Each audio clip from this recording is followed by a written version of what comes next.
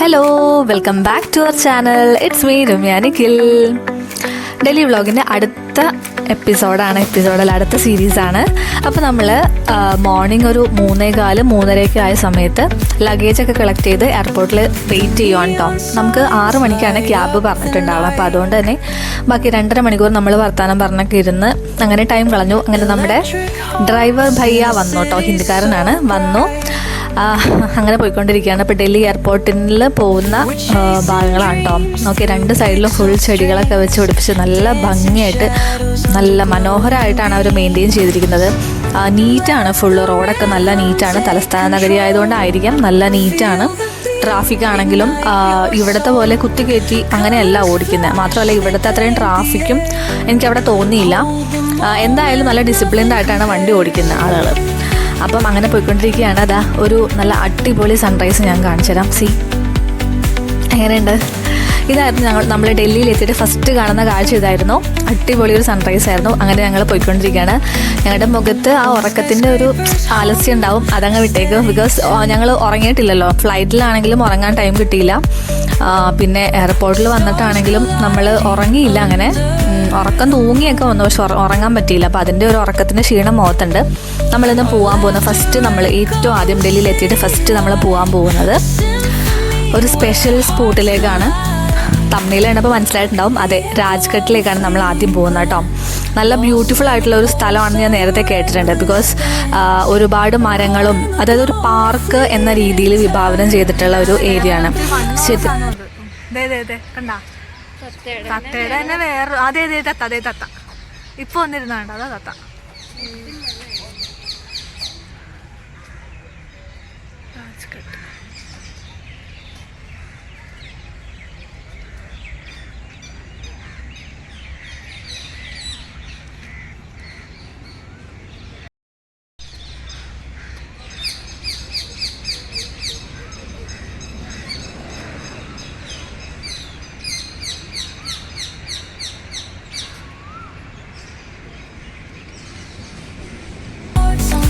കേട്ടില്ലേ തത്തയുടെയും അതുപോലെ കുയിലിൻ്റെയൊക്കെ സൗണ്ട് കേട്ടില്ലേ? ഒരുപാട് പക്ഷിമൃഗാദികളുണ്ട്. അണ്ണനെ കണ്ടോ? കുറേ പക്ഷിമൃഗാദികളുണ്ട്. ഒരുപാട് മരങ്ങളും അതുപോലെ തന്നെ പുല്ലൊക്കെ വെച്ച് പിടിപ്പിച്ച് നല്ല പ്രകൃതി രമണീയമായിട്ടുള്ള, പ്രകൃതിയോട് കൂടുതൽ ഇണങ്ങി ചേർന്നിട്ടുള്ള ഒരു സ്പേസാണിത്. അതുകൊണ്ട് തന്നെ കിളികളും ഇതുപോലെയുള്ള ആനിമൽസ് മീൻസ് ഈ അണ്ണാനെ പോലെയുള്ള കുറേ ഇതൊക്കെ ഉണ്ടായിരുന്നു അവിടെ, ആനിമൽസൊക്കെ ഉണ്ടായിരുന്നു. നല്ല കാം ആൻഡ് പീസ്ഫുൾ അറ്റ്മോസ്ഫിയർ ആയിരുന്നു. ഒരുപാട് പേര് എക്സസൈസ് ചെയ്യാനും യോഗ ചെയ്യാനൊക്കെ ആയിട്ട് അവിടെ ഗ്രൗണ്ടിലൊക്കെ വന്നിരിക്കുന്നുണ്ടായിരുന്നു. പക്ഷെ ആരും പുല്ല് അത്രയും നല്ല ഭംഗിയായിട്ട് മെയിൻറ്റെയിൻ ചെയ്ത് വെച്ചിട്ടുള്ളതാണ്. അപ്പോൾ അതുകൊണ്ട് പുല്ലിലേക്ക് കയറാനുള്ള അനുവാദം ആർക്കുമില്ല. അപ്പോൾ അതിൻ്റെ പുറത്തുള്ള സ്പേസിൽ ഇരുന്നൊക്കെയാണ് ഓരോരുത്തർ എക്സസൈസൊക്കെ ചെയ്തുകൊണ്ടിരുന്നത്. അപ്പുറത്തൊരു ഗ്രൗണ്ട് ഉണ്ട്, അവിടെയായിരുന്നു കൂടുതലും എക്സസൈസും നടക്കാൻ വരുന്നവർ, കുറച്ച് പേരെ സംസാരിക്കാൻ വേണ്ടി ഇരിക്കുന്നവർ, അങ്ങനെയൊക്കെ കുറേ പേരുണ്ടായിരുന്നു കേട്ടോ. നമ്മൾ ഏർലി മോർണിംഗ് ഒരു 7 o'clock ആയ ടൈമിലാണ് രാജ്ഘട്ടിൽ എത്തിയിട്ടുണ്ടായിരുന്നത്. അപ്പോൾ സൺറൈസിൻ്റെ കുറച്ച് ഭാഗങ്ങളും കൂടെ ഇവിടെ നമുക്ക് കിട്ടിയായിരുന്നു. മഹാത്മാഗാന്ധി മെമ്മോറിയൽ എന്ന രീതിയിലാണ് രാജ്ഘട്ട് നമ്മൾ അറിയപ്പെടുന്നത്. പക്ഷേ ലേറ്റർ ഓൺ കുറച്ച് പ്രോമിനൻ്റ് ആയിട്ടുള്ള ലീഡേഴ്സിൻ്റെ എല്ലാ മെമ്മോറിയൽസ് രാജ്ഘട്ടിലുണ്ട്. വിശേഷ ദിവസങ്ങളിൽ രാഷ്ട്രപതി അതുപോലെ മന്ത്രിമാരടക്കം പലരും ഓണർ ചെയ്യാൻ വരുന്ന ഒരു സ്ഥലം കൂടിയാണ്. അത് നമ്മളുടെ തലസ്ഥാന നഗരിയിലാണ് സ്ഥിതി ചെയ്യുന്നത്. അപ്പോൾ ഞങ്ങളതിൽ ഒരുപാട് നടന്നു, കുറേ നടക്കാനുണ്ട്. ഏക്കർ കണക്കിന് സ്ഥലമാണ്. അപ്പോൾ നടന്ന് ഞങ്ങൾ 7 മണിക്ക് എത്തിയതാണെന്ന് ഞാൻ പറഞ്ഞല്ലോ. 7 മണി തൊട്ട് ഏകദേശം 10 മണി കഴിയുന്നു, 10-10:30 വരെ ഞങ്ങൾ അവിടെ ഉണ്ടായിരുന്നു. എല്ലായിടത്തും ചുറ്റി കണ്ടു, അങ്ങനെ കുറേ നടന്നു. ശരിക്കും പറഞ്ഞിട്ടുണ്ടെങ്കിൽ നമുക്ക് ഭയങ്കര പീസ്ഫുൾ ആയിട്ടുള്ള, അത്രയും രാവിലെ തന്നെ അതുപോലെ ഒരു പോസിറ്റീവ് എനർജി കിട്ടുന്ന ഒരു സ്പേസ് ആയിരുന്നു ശരിക്കും പറഞ്ഞാൽ. നിങ്ങൾ ഡൽഹിയിൽ പോകുന്നുണ്ടെങ്കിൽ അല്ലെങ്കിൽ ഡൽഹിയിൽ വരാൻ ആഗ്രഹിക്കുന്നവരാണെങ്കിൽ മസ്റ്റായിട്ടും വിസിറ്റ് ചെയ്യേണ്ട ഒരു പ്ലേസാണ് രാജ്ഘട്ട്. അതെന്തായാലും വിസിറ്റ് ചെയ്യാതെ പോവില്ല. എന്നാലും ഞാനൊന്ന് ഓർമ്മിപ്പിച്ചു എന്നേ ഉള്ളൂ. അങ്ങനെ ഓരോ മെമ്മോറിയൽസും നമ്മൾ കയറി.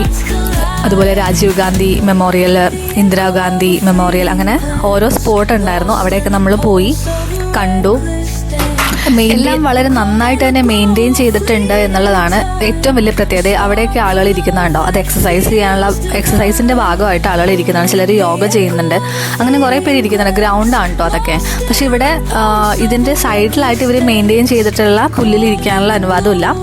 അപ്പുറവശത്താണ് അവർ ഇരിക്കുന്നത്. അപ്പോൾ ഇവിടെ കഴിഞ്ഞ ദിവസം എനിക്ക് തോന്നുന്നു എന്തെങ്കിലും ഇതുപോലെ ഓണർ ഉണ്ടായതിൻ്റെ ഭാഗമായിട്ടുള്ള പുഷ്പങ്ങളാണ് താഴെ വീണ് കിടക്കുന്നത്. അപ്പോൾ എല്ലാ സ്ഥലവും ഞങ്ങൾ ചുറ്റി കണ്ടു. ഇതുപോലെ തന്നെ രാജ്ഘട്ട് കാണാനാണെങ്കിൽ നമുക്ക് കുറേ സ്പേസ് ഉണ്ട്. പിന്നെ അതുപോലെ നല്ല ഗ്രീനറി ആയതുകൊണ്ട് തന്നെ ഫോട്ടോസ് എടുക്കാനും ഒക്കെ നല്ല ആപ്റ്റായിട്ടുള്ള സമയവുമായിരുന്നു. അതുപോലെ തന്നെ സ്പേസും പ്ലേസുമായിരുന്നു. എന്തായാലും നമുക്ക് ഇപ്പം രാവിലെ തന്നെ കുറച്ച് പേര് വന്നിരുന്ന് സംസാരിക്കുക, പോസിറ്റീവായിട്ടുള്ള കുറച്ച് കാര്യങ്ങൾ സംസാരിക്കാം, അങ്ങനെയൊക്കെയുള്ള ഒരു സ്പേസാണ് കേട്ടോ. കുറേ ഞങ്ങൾ കണ്ടത് മേജറായിട്ടും റിട്ടയർ ആയിട്ടുള്ള കുറേ ആളുകളില്ലേ, എനിക്ക് തോന്നുന്നു പോലീസ് ഓഫീസേഴ്സ് ആയിരിക്കാം മേ ബി. അവരുടെ രൂപവും ഭാവവും ഒക്കെ കണ്ടിട്ട് എനിക്ക് അങ്ങനെയാണ് തോന്നിയത്. അപ്പം നടന്ന് നമ്മളെ ഒരു സ്പോട്ട് അണ്ണാൻ കുഞ്ഞിനെ വീണ്ടും കണ്ടു കേട്ടോ. ഇഷ്ടംപോലെ അണ്ണാനുണ്ട് അവിടെ. ഡൽഹി ഫുള്ള് അണ്ണാന്മാരാണ്. അങ്ങനെ നടന്ന ഈ ഒരു സ്പോട്ടിലേക്ക് എത്തി. ഇത് എനിക്ക് ഏറ്റവും ഫേവറേറ്റ് ആയിട്ടുള്ള ഒരു സ്പോട്ടായിരുന്നു കേട്ടോ. ഇത് ശരിക്കും ഒരു പോണ്ടാണോ എന്ന് വെച്ചാൽ പോണ്ടല്ല, റിവറാണോ എന്ന് വെച്ചാൽ റിവറും അല്ല.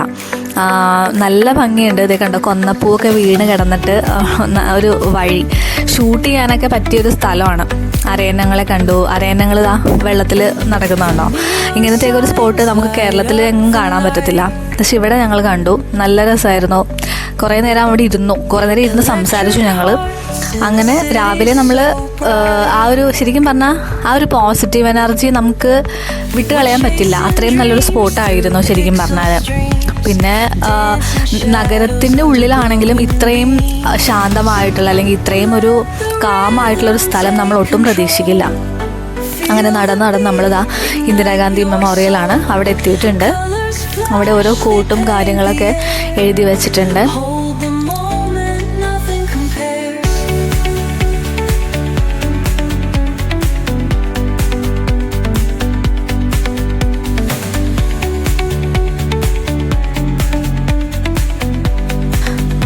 ഓരോ സ്ഥലത്തും അത് കണ്ടോ, ഓരോ മെമ്മോറിയൽസിലും ക്ലീനിങ്ങിനും കാര്യങ്ങളൊക്കെ ആയിട്ട് സ്റ്റാഫുകളുണ്ട്. അത്യാവശ്യത്തിന് ചെടികൾ നനയ്ക്കുന്നു. നഴ്സറിയുടെ ഒരു ഭാഗങ്ങൾ ഞങ്ങൾ കണ്ടു കേട്ടോ. അതായത് ഈ രാജ്ഘട്ടിൻ്റെ ഒരു സൈഡിലായിട്ട്, രാജ്ഘട്ടിൻ്റെ തന്നെ പോർഷനാണത്, നഴ്സറി പോലത്തെ ഒരു സ്ഥലം. ഒരുപാട് ചെടികളൊക്കെ പിടിപ്പിച്ച് ചെടിച്ചട്ടിയിലൊക്കെ ആക്കി നല്ല വെൽ മെയിൻറ്റെയിൻ ചെയ്തിട്ടുള്ളൊരു സ്പേസ് ഉണ്ടായിരുന്നു. അങ്ങനെ ചുറ്റിക്കണ്ടു മൊത്തത്തിൽ. ഇത് തിരിച്ച് ഞങ്ങൾ കയറിയ സ്ഥലത്തേക്ക് തന്നെ എത്താനായിട്ട് പിന്നെയും കുറേ പാടുപെടേണ്ടി വന്നു. അതിനിടയ്ക്ക് കണ്ടൊരു കാഴ്ചയാണിത്. നിറച്ചും ആമ്പലല്ല, താമരയുടെ ഷേപ്പിലുള്ള ഇലയായിരുന്നു, പക്ഷെ ആമ്പലായിരുന്നു. നല്ല നീല താമര വിരിഞ്ഞ് നിന്നിട്ടുള്ളൊരു സ്പോട്ടായിരുന്നു അത്. അടിപൊളിയായിരുന്നു. അങ്ങനെ കുറേ കാഴ്ചകൾ കണ്ടു. അവസാനം ഞങ്ങൾ തിരിച്ച് അടുത്ത സ്പോട്ടിലേക്ക് പോവുകയാണ്. അപ്പോൾ എല്ലാവർക്കും വീഡിയോ ഇഷ്ടമായി എന്ന് വിചാരിക്കുന്നു. നമ്മുടെ ചാനൽ ആരെങ്കിലും സബ്സ്ക്രൈബ് ചെയ്യാത്തുണ്ടെങ്കിൽ ഒന്ന് സബ്സ്ക്രൈബ് ചെയ്തേക്കൂ. ഇനിയും ഇൻട്രസ്റ്റിംഗ് ആയിട്ടുള്ള വീഡിയോസ്, ഇൻഫോർമേറ്റീവ് ആയിട്ടുള്ള വീഡിയോസ് വരുന്നുണ്ട്. അപ്പം ബൈ.